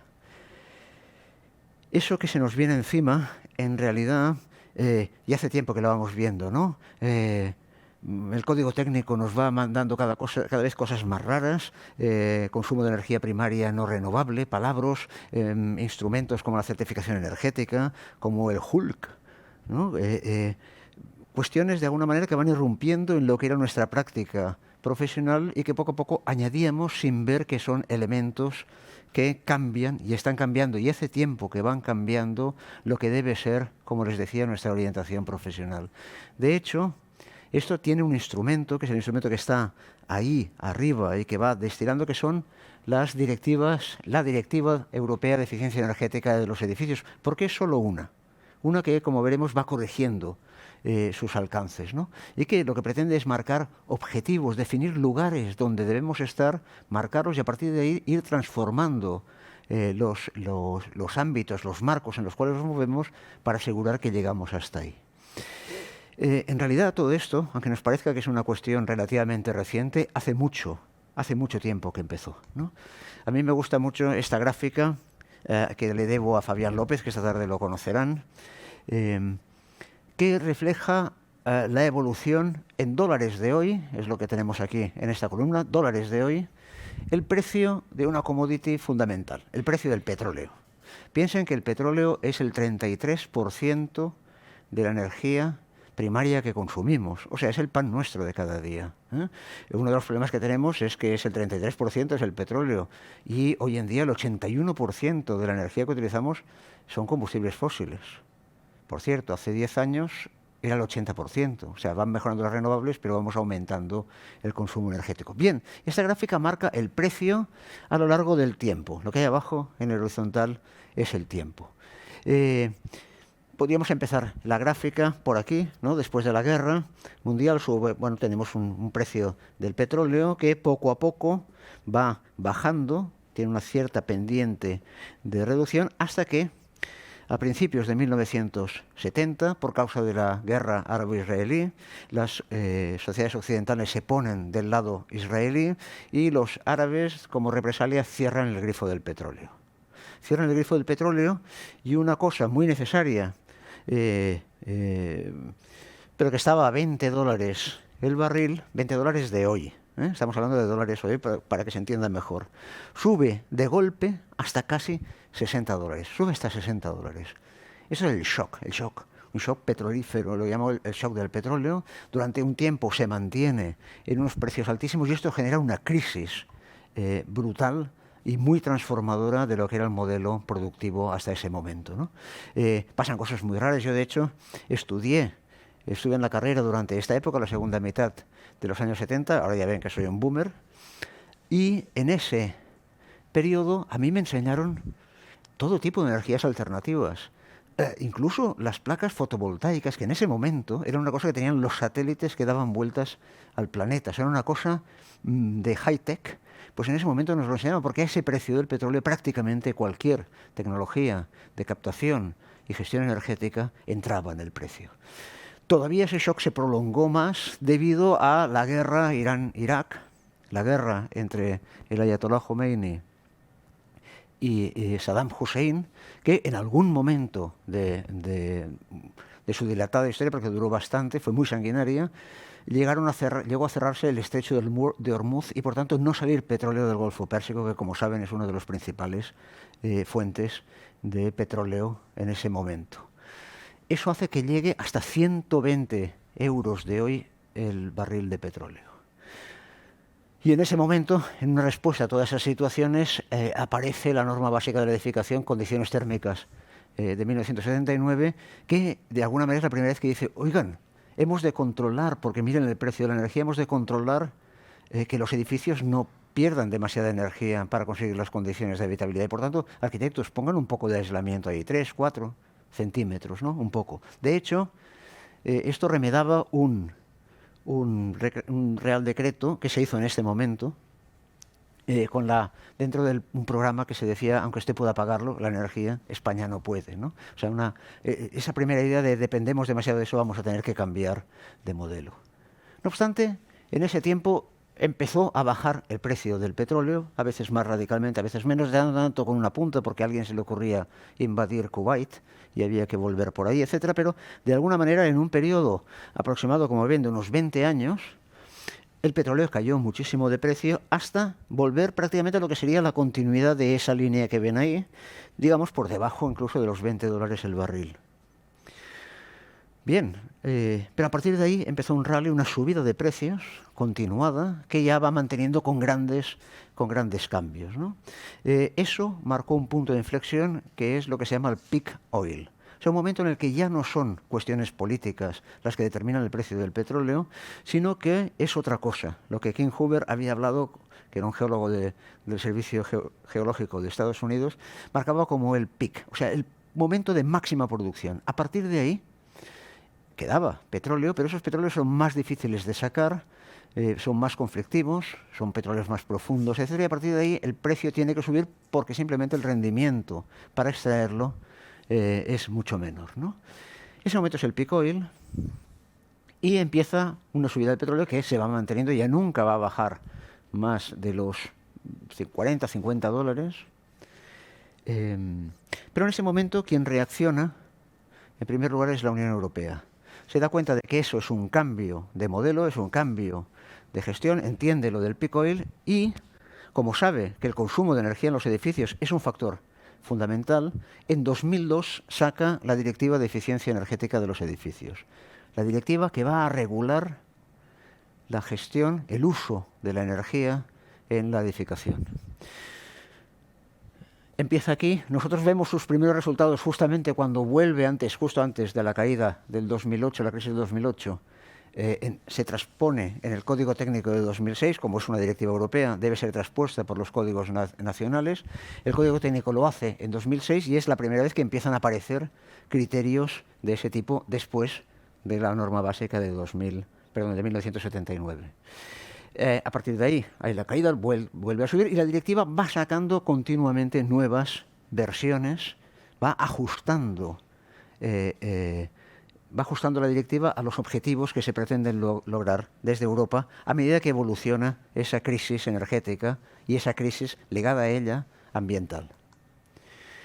De hecho, la directiva de 2002, la primera directiva de eficiencia energética, la primera edición, pone unas cosas, algunas de las cuales ya eran conocidas. Por ejemplo, la certificación energética. La certificación energética, en realidad, nace, bueno, entonces ya existía para las neveras, existía para las lavadoras, existía para muchos electrodomésticos, incluso los vehículos, y no tanto como un elemento de eficiencia energética, sino en realidad por una cuestión que a la Unión Europea le interesa mucho y está en el centro de su actividad, que es un mercado transparente, un mercado de funcionamiento competitivo y claro.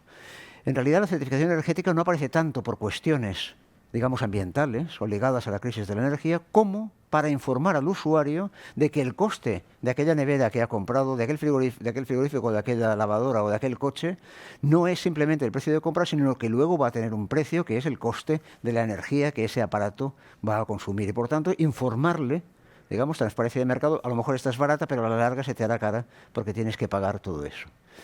Cuando se aplica a edificación, se aplica ya no solo con esa idea, sino también con la idea de ser un instrumento de lo que será una política de reducción. De hecho, ya marca unos mínimos de eficiencia energética que tienen que tener los edificios, que es lo que transpone el Código Técnico de 2006, y luego coge otra cosa, la obligación también de incidir ya no sobre el edificio en general, sino sobre las instalaciones de ese edificio, ¿no? De conseguir mantener al máximo su eficiencia. De hecho, el RITE les suena, ¿verdad? El Reglamento de Instalaciones Térmicas de los Edificios. Era un reglamento que hasta ese momento prácticamente vigilaba las cuestiones de seguridad de las instalaciones térmicas. A partir de ese momento empieza a ser el elemento fundamental de la gestión de su eficiencia. En 2010...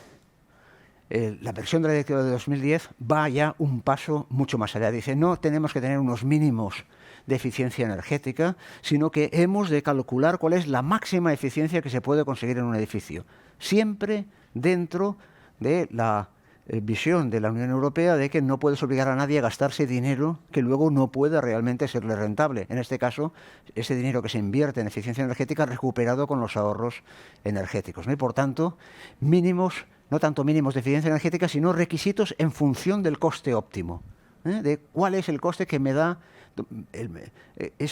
me da la máxima eficiencia retornable, ¿no? Eso es muy interesante. De hecho, los estudios que se hicieron, que todavía deben estar colgadas de la web del Ministerio, entonces de Fomento, ahora el MIDMA, unos estudios interesantísimos por las tipologías de edificios, cuáles son los tipos de aislamiento que se le pueden poner, los costes y, por tanto, a partir de ahí, los elementos óptimos para definirlo. Un tema interesantísimo, pero ya, digamos, no unos mínimos para todos, sino la máxima eficiencia. Y luego también hace otra cosa muy importante, que es definir un objetivo. El edificio de consumo de energía casi nulo. Un edificio de alta eficiencia y, por tanto, que controla sus pérdidas, que se adecua a la demanda, que tiene sistemas eficientes y que luego se alimenta. Por tanto, ha reducido muchísimo la demanda y luego se alimenta, sobre todo, de fuentes de energía renovables, que pueden estar in situ, que pueden estar cerca, que pueden ser lejanas, pero empieza a considerar esos elementos. La directiva de 2012 y luego la directiva de 2018 son interesantes porque se dan cuenta de que no se va a llegar a la descarbonización que ya se está planteando Europa como economía, como sociedad, si no se descarboniza, si no se mejora también la eficiencia del parque existente. Vale, haremos edificios de consumo de energía casi nulos, pero todo el parque continuará emitiendo, ¿no? Hay que intervenir sobre el parque. Ese es el gran cambio.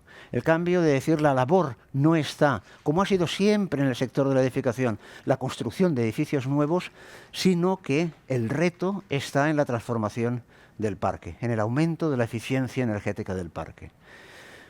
Ahí exige en la directiva de 2012 que cada país presente una estrategia de renovación del parque existente. Para 2014 y renovable trienalmente, ¿cuál es, en realidad, una estrategia que permita colocar el parque existente y acercarlo a este estándar del edificio de consumo de energía casi nulo?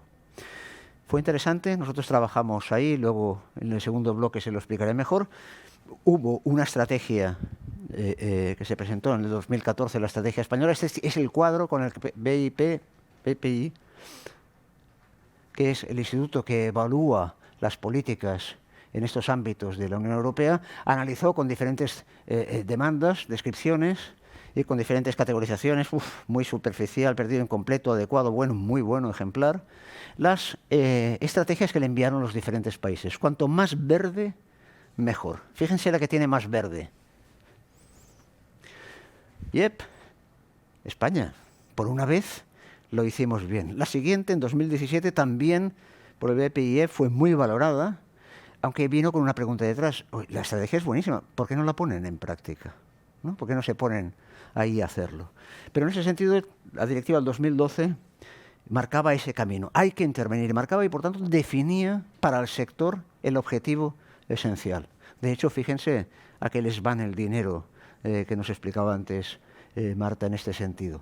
La directiva de 2018 acelera la renovación del parque existente, se da cuenta que con eso no van a llegar a la descarbonización en 2050 y por tanto aprietan.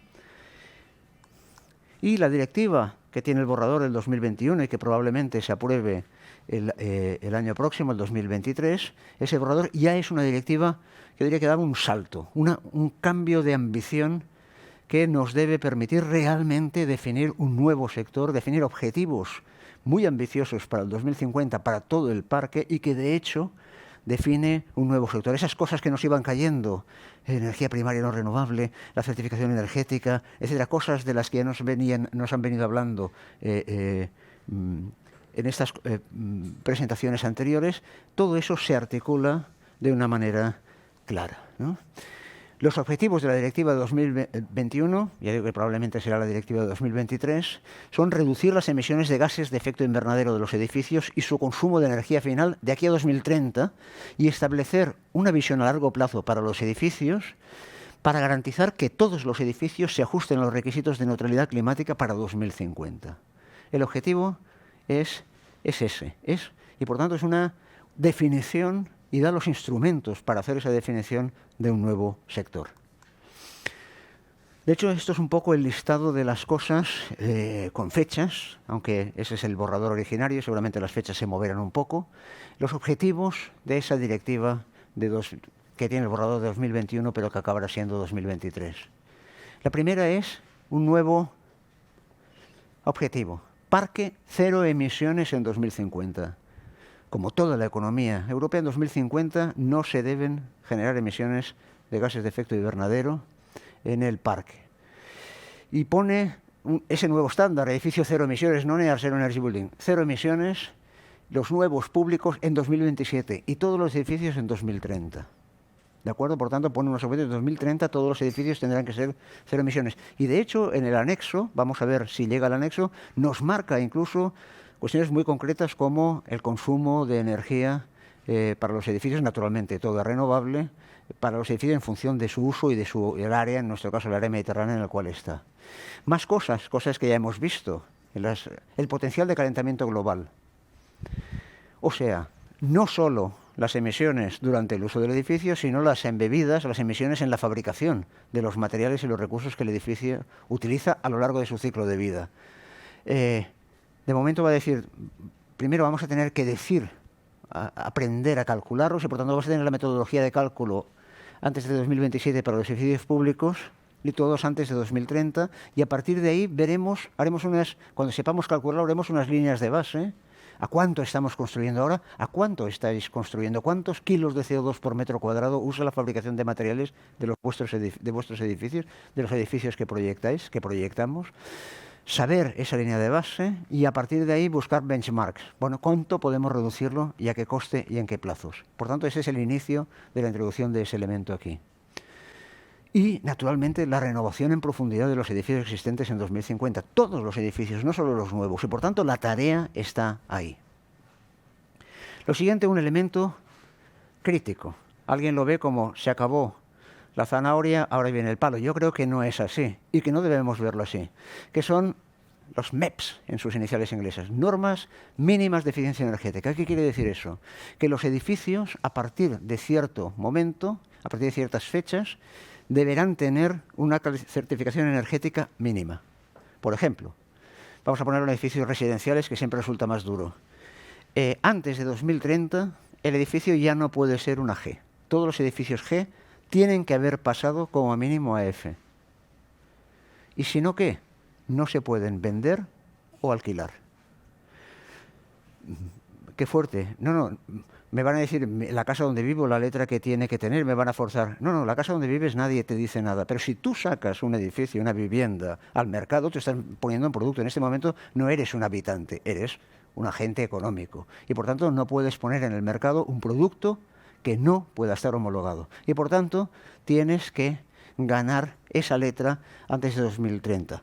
Y de la F a la E antes de 2033 irán saliendo. La cuestión es que todo el mundo sea edificios existentes en 2050 cero emisiones. Y por tanto hay que irse moviendo en ese sentido, ¿no? Eso se apoya en una nueva certificación energética que se va a definir antes de 2025 con una escala homogeneizada. Los A serán edificios cero emisiones, la G será el 15% del parque menos eficiente, y a partir de ahí se van a repartir homologadamente. Ya vamos a ver cómo interviene a partir de ahí todo lo que es el tema de clima, etcétera, viejas discusiones sobre el tema de la certificación energética, que por cierto deberíamos recuperar como un instrumento propio, ligado en el cual las estrategias arquitectónicas tengan entradas. Luego Fabián seguramente nos hablará de eso. Otro documento absolutamente indispensable. Ya no es una estrategia, es un plan de renovación del parque existente. Antes del 30 de junio de 2024. Se pueden mover las fechas, yo creo que esa no se moverá. Seguramente antes a partir del año 2024 tendremos que tener no estrategias sino planes. ¿Planes qué quiere decir? Que tienen que estar temporalizados, perfectamente temporalizados, y además con recursos. Y recordar de dónde vienen los recursos. Nos lo acaban de explicar. Todos los recursos están llegando, y no para poner ascensores, no para reparar patologías de cualquier tipo, sino para hacer rehabilitación energética. ¿De acuerdo? Pues eso tiene que estar contemplado en el plan, que tiene una lista de cosas, por ejemplo, ataca a la pobreza energética. En realidad los MEPs están muy ligados a la lucha contra la pobreza energética y en su relación con el plan, por tanto, es muy interesante. Pero deberemos tener ese plan, que de hecho ahora ya la estrategia que tenemos, la ERESE, es el único documento estratégico de vivienda que tenemos en España para esa fecha, 2050. Y por tanto, es el que va a marcar el sector. Ya están cogiendo eso. Y por último, el pasaporte voluntario de renovación de edificios. O sea, no vamos a hacer toda la rehabilitación de golpe. Hay mucha gente que eso no lo puede permitir. Bien, vamos a ponerla de aquí hasta el 2050. Vamos a ordenar las acciones, pero con el compromiso de hacerlas. No hagamos una y luego ya nos olvidemos la siguiente. Y mirar que toda la relación con las subvenciones, con los créditos blandos, etcétera, está ligado a un plan, a un pasaporte voluntario de renovación de edificio, mientras que esto es a escala nacional, esto es a escala edificio por edificio, que tiene que asegurar que ese edificio existente va a llegar en 2050 a ser un edificio cero emisiones. Por tanto, ese es un documentos estratégicos arriba, documentos estratégicos abajo. Luego veremos que tienen que estar perfectamente enganchados, pero de alguna manera la nueva directiva de 2021, que será finalmente 2023, lo que hace es define claramente las tareas que tenemos que hacer. Frente a eso podemos hacer dos cosas, como hasta ahora. Ya me dirán lo que tengo que hacer, ya me saldrá en el código técnico, ya me saldrá en el RITE, ya me saldrá en la certificación energética. A partir de ahí esperamos y reaccionamos, ¿no? Tenemos una actitud reactiva. O podemos hacer otra cosa. El sector va a cambiar radicalmente. Fijaros las cosas que nos van a ir llegando, que nos han enseñado esta mañana, en este primer bloque. O la otra cosa es hacer esto. Esto es la agenda de las aplicaciones, lo que dice actualmente el borrador de cuándo tienen que estar, por ejemplo, pasaportes del edificio. Tiene que haber un marco común a principios del 24, el pasaporte instituido en 2025 en cada país. El registro digital, otro elemento que luego iremos viendo con mayor finura, no indica fechas, pero está ligado al pasaporte del edificio. El Plan Nacional de Renovación borrador al 2024, fíjense que a partir de aquí están ligados todos esos elementos. La nueva certificación energética, los MEPs, que son esos mínimos. De ahí, si se fijan, prácticamente todo esto es una cosa que tiene que estar acabada, institucionalizada en 2026, que casualmente es cuando se acaban los fondos Next Generation. Por tanto, de lo que estamos hablando, de lo que se va a producir, todo eso se va a instituir, y el 2027 va a ser la fecha clave en la que tiene que haber cambiado todo. La propuesta que les hago es, en vez de ser reactivos a eso como hemos venido siendo hasta ahora, es ser agentes activos, tomar el liderazgo. considerar que eso forma parte de nuestra responsabilidad social y ser justamente los impulsores, ser los líderes que permita transponer la directiva, la nueva EPBD, con la mayor ambición y con la mayor capacidad de transformación, tomándose las cosas en serio, haciendo bien, dejando de hacer certificaciones energéticas por 40 euros, que entonces se pierde todo lo que es el prestigio social y el valor, porque son mentira. Trabajarlas bien. Y eso implica esta Agenda 2026, porque va hasta ese año que tenemos que hacer, en el cual, si se fijan, este es lo que les proponemos, lo que proponemos desde aquí.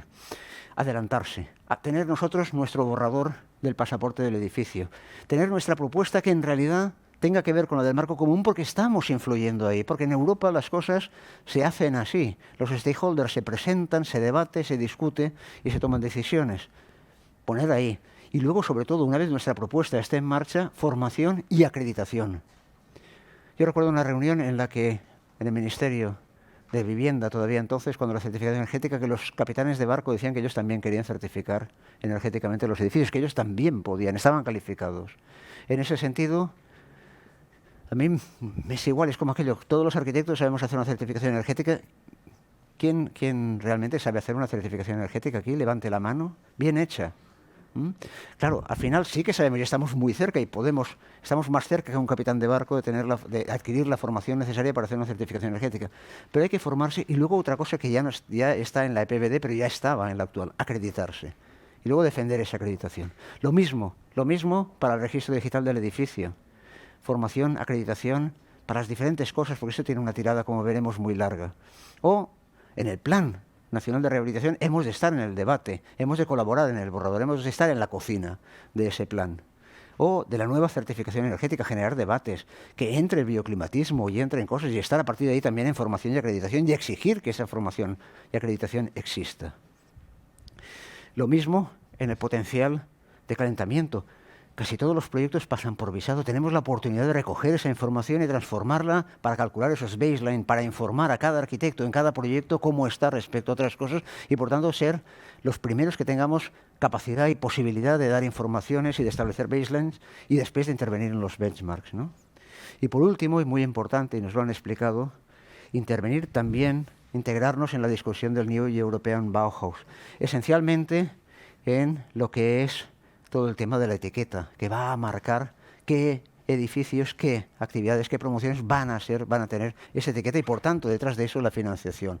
Y porque nos coloca a los arquitectos en el centro, como nos ha explicado Greta, nos coloca en el centro del problema y, por tanto, nos activa, nos habilita para entrar también ahí. Esa es la propuesta que les hacemos desde esta jornada. La Agenda 2026, una agenda en la cual nosotros tomemos el liderazgo, no lo vamos a hacer solos, evidentemente, pero sí tomar el liderazgo y la responsabilidad de llevar la directiva, la nueva edición de la directiva, al máximo de ambición para transformar el sector y ser nosotros parte de ese protagonismo necesario que nos toca para cambiar nuestro parque edificado en un parque sostenible. Muchas gracias.